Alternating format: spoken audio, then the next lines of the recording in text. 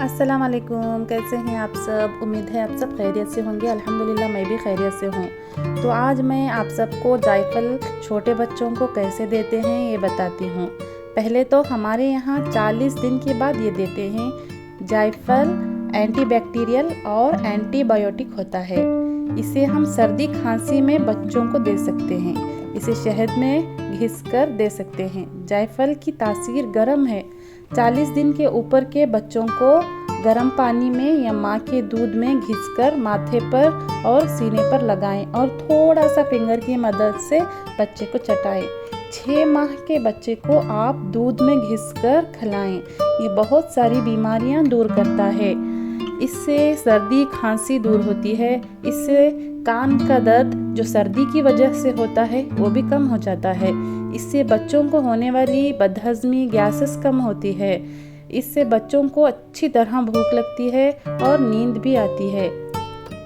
मैं जब भी मेरी बच्ची को जायफल देती हूँ तब मैं उसके सर में ऑयल से मसाज करती हूँ।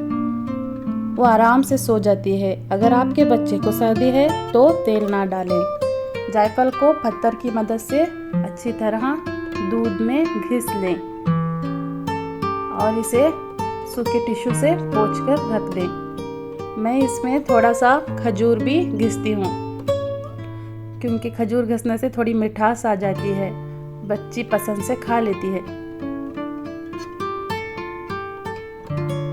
आप अपने बच्चों को इस्तेमाल करके देखिए, इंशाअल्लाह सर्दी कम हो जाएगी। और मुझे दुआ में याद रखिए। और वीडियो आपको पसंद आए तो लाइक कीजिए।